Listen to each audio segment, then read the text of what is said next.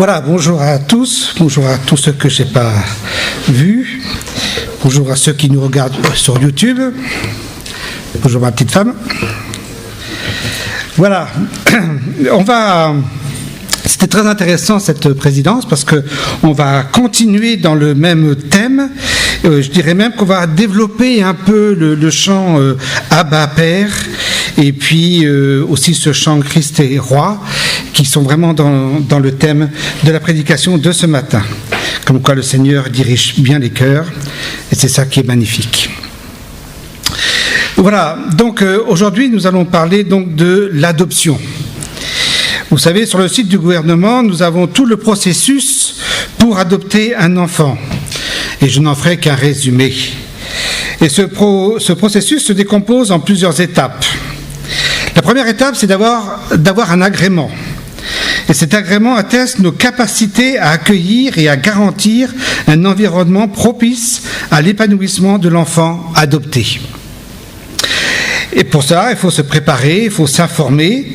Tous les enfants adoptés ont des besoins spéciaux liés à leur histoire de vie, l'abandon, la rupture affective, les privations psychologiques, les mauvais traitements, etc., etc. Toutes ces expériences traumatisantes et insécurisantes. Il est donc essentiel de préparer la rencontre et de se préparer à l'accueil de l'enfant. Et puis, choisir un pays. Puis, enregistrer un dossier. Là, je passerai sur toutes les démarches administratives qui ne sont pas intéressantes. Et puis, faire un séjour dans le pays d'origine. Aller séjourner dans le pays pour rencontrer l'enfant et puis commencer à établir une relation de confiance. Puis, il y a le retour de l'enfant avec ses conséquences qui sont importantes. Parce que dans le cas d'une adoption plénière, par exemple, l'acquisition de la nationalité française est donc automatique. Bon, on est en France, Et si l'un des parents est français. L'adopté acquiert une nouvelle filiation qui remplace celle d'origine. L'autorité parentale est exclusivement et intégralement attribuée aux parents adoptifs. L'adopté prend automatiquement le nom de l'adoptant. Il est même possible de demander un changement dans le prénom. Et l'adopté hérite de ses parents adoptifs. Et l'adoption plénière est irrévocable. Et puis, la dernière étape, c'est le suivi de l'enfant. Après l'arrivée de l'enfant, il est important de veiller à sa bonne adaptation. Le suivi post-adoption permet de garantir la bonne intégration de l'enfant dans son nouveau contexte familial et social et de répondre aux exigences fixées dans son nouveau pays. Donc, on va voir qu'il y a quand même beaucoup de choses qui ont été faites par notre Seigneur. Mais aussi, dans le monde romain, à l'époque du Nouveau Testament, nous avons à peu près les mêmes conséquences. L'adopté acquérait tous les droits d'un fils légitime. Il portait le nom de Dieu son père, et l'adopté devenait aux yeux de la loi considéré comme une nouvelle créature. Il était né de nouveau dans une nouvelle famille. C'est intéressant parce que même l'État romain avait ces notions de nouvelle naissance et de nouvelle famille. Et chaque nouveau citoyen recevait un document attestant sa qualité. Donc pourquoi je vous parle d'adoption ?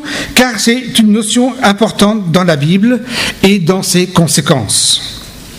On va lire en Romains 8, les versets 14 à 16.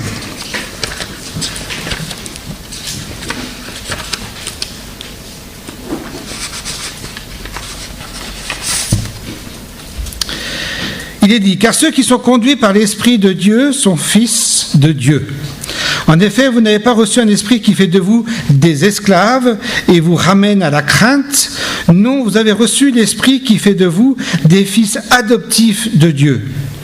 Car c'est par cet esprit que nous crions Abba, c'est-à-dire Père. L'Esprit Saint lui-même et notre esprit nous témoignent ensemble que nous sommes enfants de Dieu.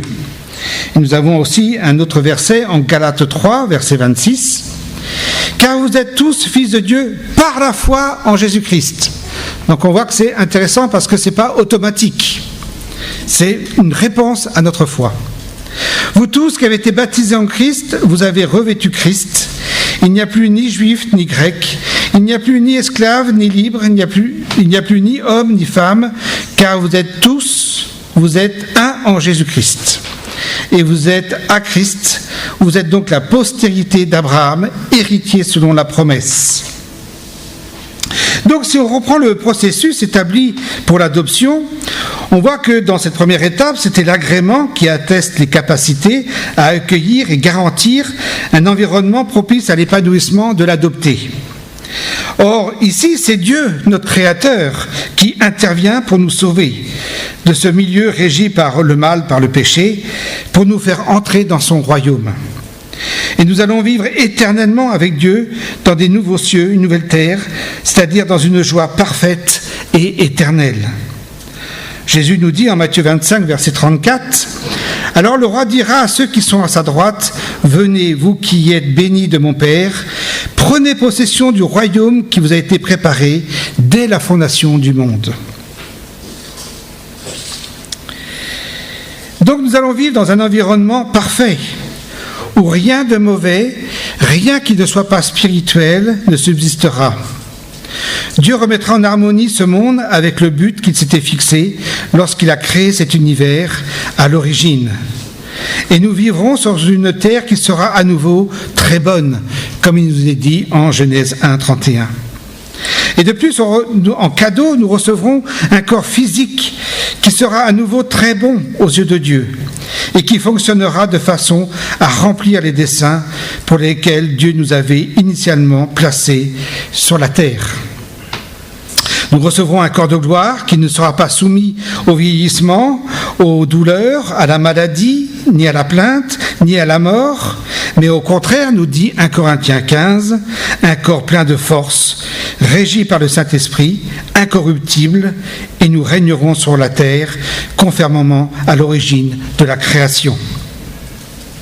Donc le Dieu créateur nous prépare un lieu d'une grande beauté, où règne la joie, un lieu où rayonne la gloire divine, mais ce qui sera le plus important pour nous, c'est que nous serons dans la présence de Dieu et qu'il n'y aura plus d'obstacle à notre relation avec notre Sauveur, avec notre Père adoptif.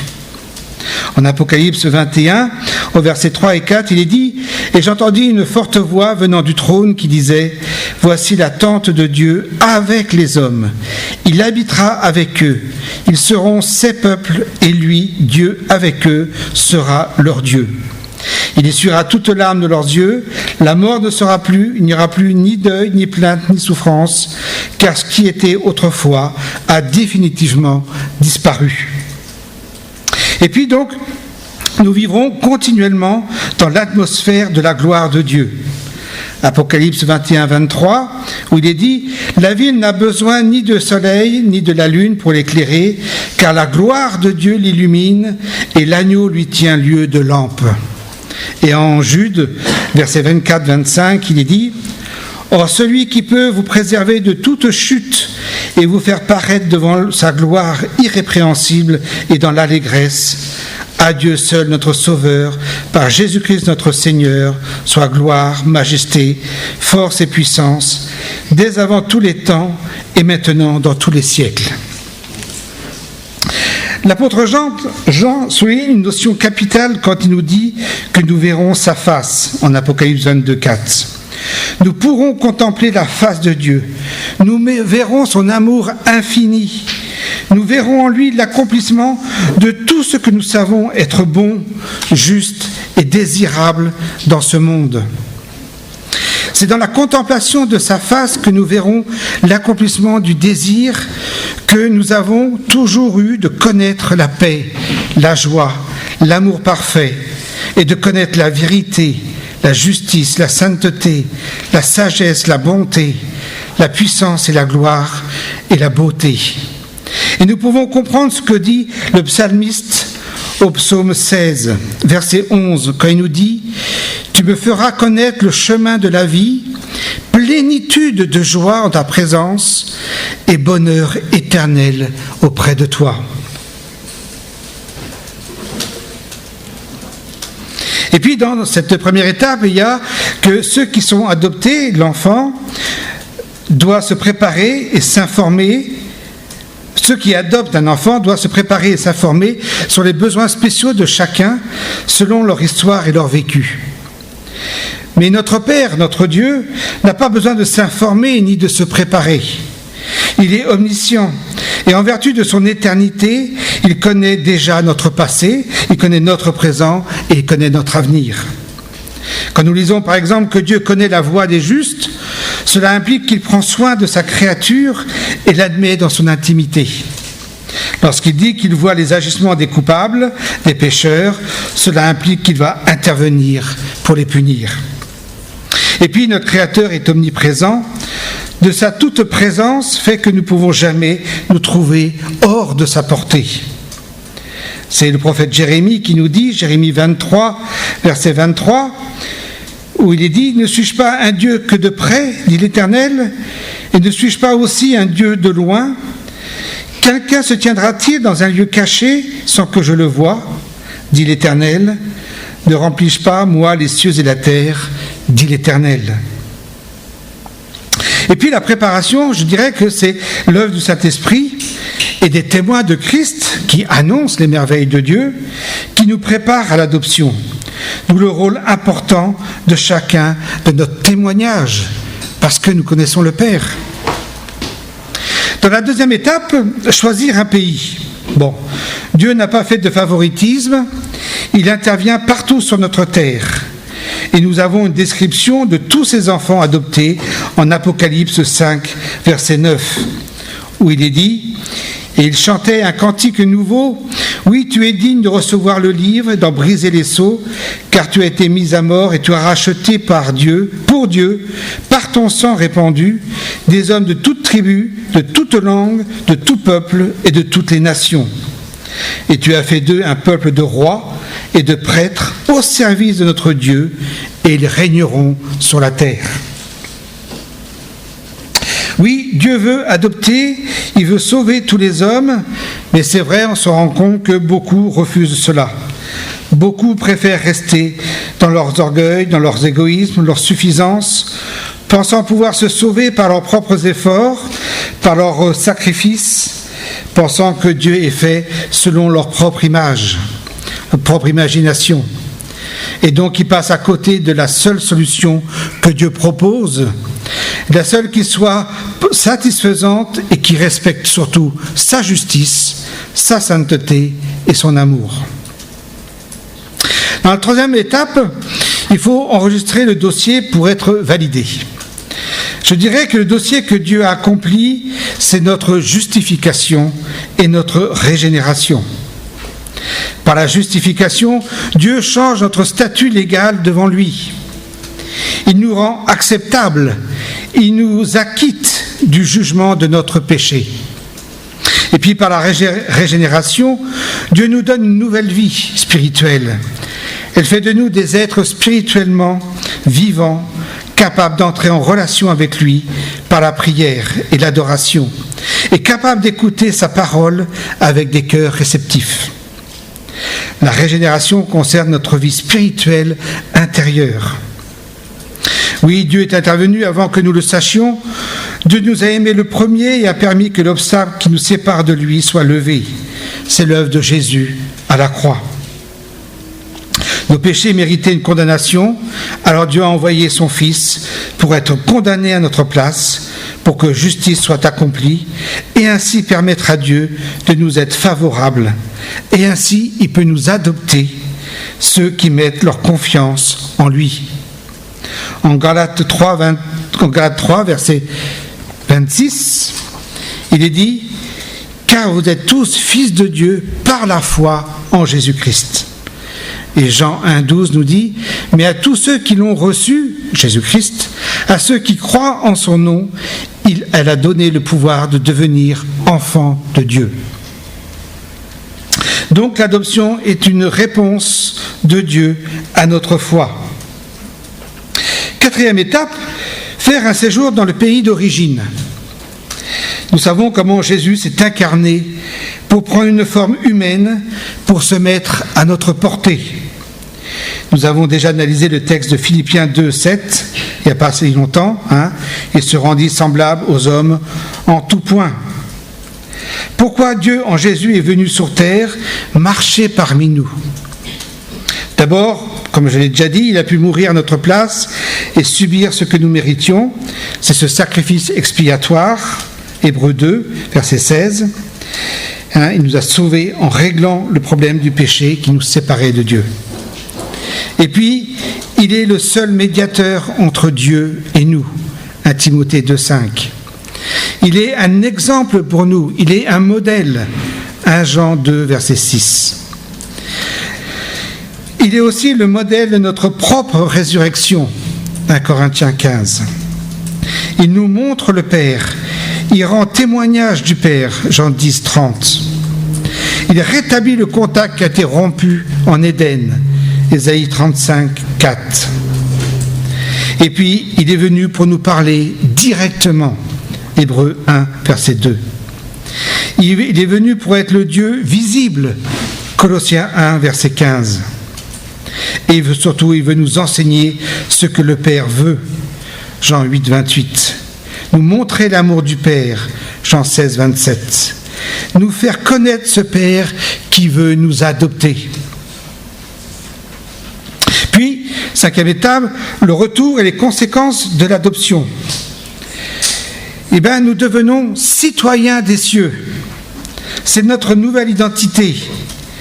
Philippiens 3,20 nous dit « Quant à nous, nous sommes citoyens du royaume des cieux. Et de là, nous attendons ardemment la venue du Seigneur Jésus-Christ pour nous sauver. Car il transformera notre corps misérable pour le rendre conforme à son corps glorieux par la puissance qui lui permet de tout soumettre à son autorité. » On est citoyens des cieux. Il faut bien considérer que notre ancienne identité en Adam a été mise à mort. Notre passé est fini, il est rayé. Nous avons maintenant une identité nouvelle et éternelle en Christ, à nous qui avons placé notre foi en lui. Notre ancienne nature en Adam nous mettait en conflit avec Dieu, la vie gravitait autour de nous-mêmes, nous étions poussés à nous servir des êtres, des choses et des circonstances pour assouvir notre besoin égoïste, mais en Christ, nous vivons en harmonie avec Dieu et notre vie s'articule autour de celui qui a déjà répondu à nos besoins. Dieu notre Père répond à nos besoins, nous dit Paul en Philippiens 4, 19. Et nous nous occupons des intérêts de notre Père adoptif. C'est Jésus qui nous le dit en Matthieu 6, verset 32. Toutes ces choses, les païens s'en préoccupent sans cesse. Mais votre Père qui est dans les cieux sait ce que vous en avez besoin. Faites donc du règne de Dieu et de ce qui est juste à ses yeux votre préoccupation première. Et toutes ces choses vous seront données en plus. Le vêtement, la nourriture, etc., etc. Ne vous inquiétez pas pour le lendemain. Et puis, comme on l'a vu dans ce texte de l'adoption, l'adopté acquiert une nouvelle filiation. C'est l'apôtre Jean qui nous dit « Voyez quel amour le Père nous a témoigné pour que nous soyons appelés enfants de Dieu. Et nous le sommes. Si le monde ne nous connaît pas, c'est qu'il ne l'a pas connu.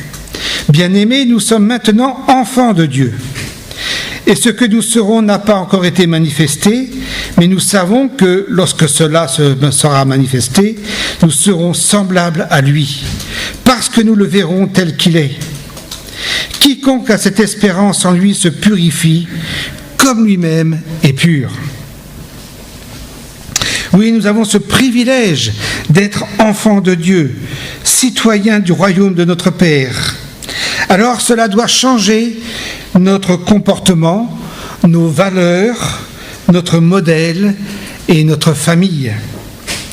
Paul dira en Éphésiens 5:1 « Puisque vous êtes les enfants bien-aimés de Dieu, suivez l'exemple de votre Père. Que toute votre vie soit dirigée par l'amour, comme cela a été le cas pour le Christ. » Et puis on a vu aussi que l'autorité parentale maintenant est attribuée à notre Père céleste. Paul dira en Actes, en apportant l'Évangile, nous passons des ténèbres à la lumière et du pouvoir de Satan au pouvoir de Dieu, parce que nous appartenons maintenant à Dieu. L'autorité dans notre vie, c'est Christ. C'est Christ qui vit en moi. Nous vivons maintenant pour Dieu. Nous vivons pour le Seigneur qui nous a sauvés, qui nous a rachetés. Romains 14, versets 7 et 8. Et puis, comme on l'a vu tout à l'heure, l'adopté prend le nom de l'adoptant. Sur les registres et surtout dans le livre de vie, notre nom est inscrit. C'est Jésus qui nous dit, en Luc 10, 20, qui nous le dit. Nous sommes maintenant enfants du roi des rois, membres de la famille royale. Nous sommes des princes et des princesses qui régneront avec le Christ. Et notre nom est dans le livre de vie, le livre de l'éternité. L'adopté hérite de ses parents adoptifs. En Romains 8, verset 16, il est dit « L'Esprit lui-même rend témoignage à notre esprit que nous sommes enfants de Dieu. Or, si nous sommes enfants, nous sommes aussi héritiers. Héritiers de Dieu et co-héritiers de Christ. Si toutefois nous souffrons avec lui, afin d'être glorifiés avec lui. »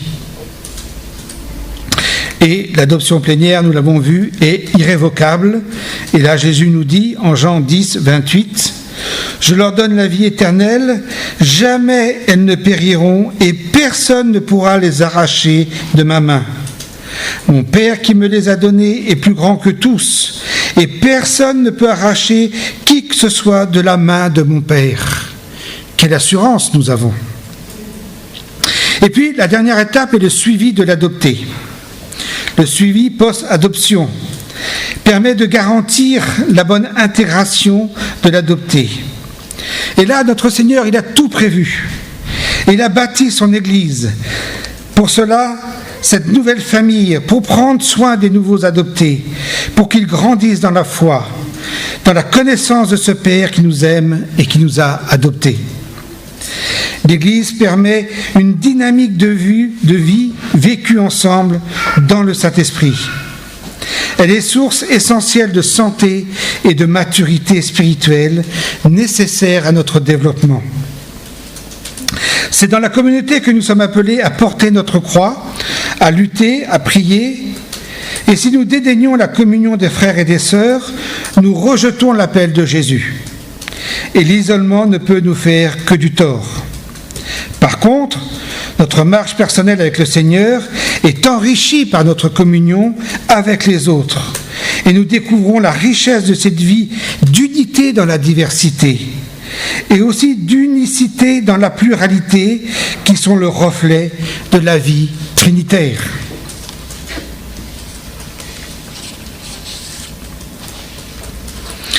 La véritable communauté en Christ n'est pas une juxtaposition d'individus isolés ou seuls, mais un organisme dynamique de gens qui se savent accepter et aimer en Christ. Dieu ne nous appelle pas à être des électrons libres, ni à former une colonie d'ermites, mais à former un organisme vivant, le corps du Christ, centré sur les autres, et entretenant des relations entre eux et avec leur Sauveur. La vie en communauté nous coûte parce qu'elle nous oblige à aller à contre-courant de notre tendance déchue à l'individualisme et au contrôle de notre vie. Mais l'Église est le plus grand projet de Dieu pour notre humanité. Et nous sommes de nouvelles créatures, nous dit Paul, libérées des liens du passé. Nous ne sommes pas prisonniers de notre culture, de notre éducation, de notre histoire. Nous avons été libérés, libres d'accomplir la grande vision de Dieu. Alors, quels sont les privilèges que nous avons en tant qu'enfants adoptés ? Les personnes qui n'entretiennent aucune relation avec le Créateur sont en quête d'amour, de bonheur et de raison d'être et d'épanouissement. Mais rien de ce que notre planète, notre société peut offrir n'est en mesure de satisfaire pleinement ses aspirations. Seul Dieu peut combler tous nos besoins. Car pour découvrir l'amour, la joie et la paix, c'est en découvrant la personne de Dieu que nous les découvrirons. Ce n'est pas une fin en soi, c'est dans la personne de Dieu que nous allons les découvrir. Dieu s'est fait connaître dans la Bible, elle a révélé sa personne, sa puissance, son caractère, ses perfections. Et en étant adoptés par Dieu, notre Créateur, nous découvrons un Dieu d'amour et de bonté. On l'a chanté. Un Dieu qui donne l'essence de l'amour. Un Dieu qui donne. Et donner, c'est l'essence de l'amour. C'est rechercher le bien de l'autre, l'objet de l'amour. Nous découvrons un Dieu de bonté qui use de bonté envers nous parce qu'il veut faire notre joie. Dieu agit toujours dans notre intérêt. Retenez toujours ça. Dieu agit toujours dans notre intérêt. Par exemple, on a le salut, on a la vie éternelle, on a sa présence, on a ses interventions dans notre vie. Dieu agit toujours pour notre intérêt. Dieu désire nous combler de ses bienfaits. Il imprime un sens à la vie pour décrire la relation qu'il établit avec nous. Et la Bible se sert d'images comme le berger et les moutons. Le berger qui prend soin, qui est attentif à ses moutons. L'image de père et d'enfant. Là, on voit ce côté éducation, ce côté amour, ce côté relation. Et aussi l'image du mari et de l'épouse. Donc on voit toute la tension de porter à l'autre, de l'amour. Alors nous avons toujours intérêt à nous conformer à sa volonté, car cela aboutit à notre plus grand bien. Désobéir, c'est s'autodétruire, alors que faire sa volonté, c'est s'accomplir. L'obéissance à Dieu réjouit et épanouit. L'obéissance à Dieu réjouit et épanouit. Donc, une des plus grandes bénédictions de notre adoption est de pouvoir parler à Dieu comme à un Père bon et aimant. Au psaume 103, au verset 13, il est dit « Et comme un père est rempli de tendresse pour ses enfants, l'Éternel est plein de tendresse pour ceux qui le révèrent. Il sait de quelle pâte nous sommes façonnés, il se rappelle bien que nous sommes poussière. » Bob nous l'a cité tout à l'heure. Amen. Et en Matthieu 7, verset 11, il est dit « Si donc tout mauvais que vous êtes, vous savez donner de bonnes choses à vos enfants, à combien plus forte raison votre Père Céleste donnera-t-il de bonnes choses à ceux qui lui demandent ?»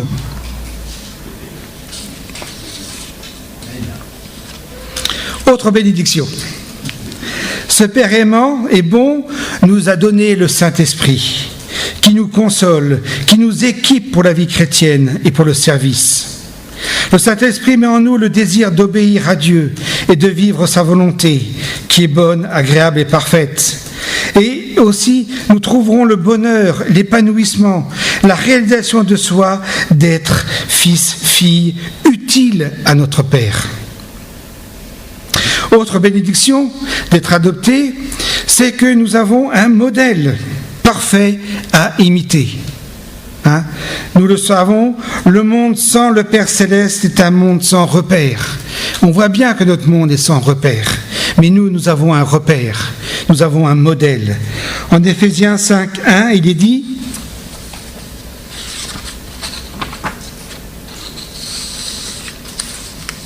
non, c'est ça qui est dit, que nous avons un modèle. Et c'est normal pour des enfants d'imiter leur père. Cela devrait être une attitude normale et notre joie. Lorsque nous nous conduisons avec droiture, avec justice et avec intégrité, nous honorons notre Père Céleste et nous lui donnons gloire. Et Paul nous exhorte dans ce sens.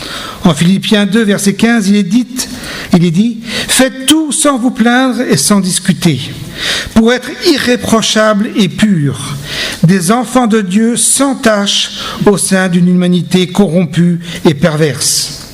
Dans cette humanité, vous brillez comme des flambeaux dans le monde, en portant la parole de vie. » Voilà, nous sommes porteurs de la parole de vie. Et au verset 27, il est dit « Et quoi qu'il en soit, menez une vie digne de l'évangile du Christ, en vrai citoyen de son royaume. » Autre bénédiction, il y en a d'autres, c'est de découvrir une famille, l'Église. Dans l'Église, chacun contribue au bien commun et à l'honneur de Dieu, le Père. Et cette famille a 3 objectifs. Elle a à servir Dieu à travers le culte. Dieu nous a choisis et réunis pour qu'ensemble nous célébrions sa gloire, comme on l'a fait ce matin avec la louange. Le culte, c'est l'aboutissement. Le but de l'Église concerne notre Créateur. Paul nous invite à la reconnaissance de ce privilège d'être adoptés. En Colossiens 3, verset 16, il est dit que la parole de Christ réside au milieu de vous dans toute sa richesse, qu'elle vous inspire une pleine sagesse pour vous instruire et vous avertir les uns les autres, et pour chanter à Dieu de tout votre cœur des psaumes, des hymnes et des cantiques inspirés par le Saint-Esprit, afin d'exprimer votre reconnaissance à Dieu. Le deuxième but, nous sommes une famille qui évolue en maturité. Donc l'éducation et la discipline est importante dans la famille et elle s'organise pour le bien de tous. L'Église a un objectif, faire parvenir chacun à l'état d'adulte dans l'union avec le Christ, nous dit Paul en 1 Corinthiens 1, 28. Chacun, nous avons des dons, des capacités à mettre au service de la famille pour la construction de l'Église, nous dit Paul. Cette famille spirituelle éduque, enseigne les nouveaux dans la foi, éduque dans l'approfondissement pour amener à maturité chaque croyant. Et Paul nous encourage en ce sens en Éphésiens 4, verset 12, où il est dit « Il a fait don de ces hommes, donc prophètes, enseignants, docteurs et tout ça, pour que ceux qui appartiennent à Dieu soient rendus aptes à accomplir leur service en vue de la construction du corps de Christ. Ainsi nous parviendrons tous ensemble à l'unité dans la foi et dans la connaissance du Fils de Dieu, à l'état d'adulte, à un stade où se manifeste toute la plénitude qui nous vient du Christ. Et de cette manière, nous ne serons plus de petits enfants ballottés comme des barques par les vagues et emportés ça et là par le vent de toutes sortes d'enseignements, à la merci d'hommes habiles à entraîner les autres dans l'erreur. Et puis le troisième but, nous sommes une famille qui avons la charge, le mandat d'annoncer les merveilles de Dieu, conduits par le Saint-Esprit en collaboration avec notre Père par la prière. Annoncer l'Évangile est la responsabilité principale de l'Église à l'égard du monde. Et nous ne pouvons pas passer à côté de cette responsabilité. Ce travail d'évangélisation doit être accompagné d'œuvres de miséricorde, du souci des besoins physiques, psychologiques et surtout spirituels au nom du Seigneur. C'est vrai que nous ne sommes pas des psychologues, mais nous pouvons apporter un sourire, une attention, une écoute, une parole de réconfort, la prière. Être attentif à l'autre, c'est déjà beaucoup. Et puis au niveau spirituel, nous pouvons donner notre témoignage, apporter la connaissance de Jésus, que chacun a découvert, accompagner la personne dans la lecture de la Bible. Nous en reparlerons cette année. Jésus nous dit en Luc 6, verset 35, « Vous, au contraire, aimez vos ennemis, faites-leur du bien et prêtez sans espoir de retour. Alors votre récompense sera grande et vous serez les fils du Très-Haut, parce qu'il est lui-même bon pour les ingrats et les méchants. Votre Père est plein de bonté, soyez donc bons comme lui. » Ce que Jésus nous dit, c'est d'imiter Dieu en étant bon pour les ingrats et les méchants. Ces 3 buts sont importants. Aucun ne doit être négligé. Et ces 3 buts sont des commandements du Seigneur. Et une Église qui est saine, qui est forte et qui sera un modèle, travaillera ces 3 buts. Alors, en conclusion, réfléchissons un instant. Faisons l'examen de nos pensées pour savoir si nous envisageons réellement le ciel comme notre patrie, comme notre avenir. Est-ce que nous recherchons Christ, notre espérance? Est-ce que nous nous préparons à son retour? Ou est-ce que nous nous préparons, nous, à aller vivre l'éternité avec lui? Ou bien est-ce que nous vivons avec une certaine insouciance sur notre avenir en se disant aujourd'hui je suis sur terre et puis demain, après la mort, on verra bien. Dans notre texte de Philippiens, Paul établit un contraste entre ceux qui n'ont d'intérêt que pour les plaisirs de ce monde et les chrétiens de Philippe, à qui Paul les incite à réaliser leur véritable citoyenneté, celle qui est dans les cieux. Paul nous exhorte à élever nos pensées vers le haut, voir plus loin que notre vie sur terre, à considérer l'éternité et ne pas rester fixés sur les choses de la terre. Nous sommes étrangers et voyageurs sur cette terre. Nous avons à revendiquer en priorité d'être citoyens du royaume des cieux. Et donc, faire passer tout le reste, notre culture, notre famille, notre nationalité, tout ça passe en second plan. Nous sommes citoyens des cieux. Notre pays nous attend. Nous en sommes pour l'instant absents, mais nous avons à le rechercher, à travailler pour lui. Que cette espérance de la gloire de Dieu soit plus visible en nous, que le monde voit par notre comportement et nos paroles que notre but n'est pas ici-bas, que nos pensées ne se limitent pas à la satisfaction de nos besoins terrestres, mais que nous attendons l'éternité, le bonheur, la présence de Dieu.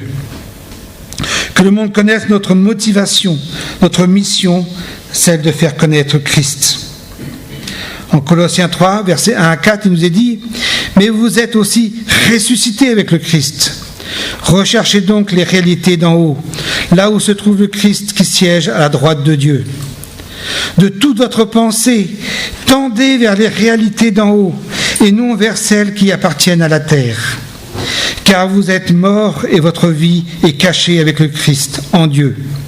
Et le jour où le Christ apparaîtra, lui qui est votre vie, alors vous paraîtrez vous aussi avec lui en partageant sa gloire.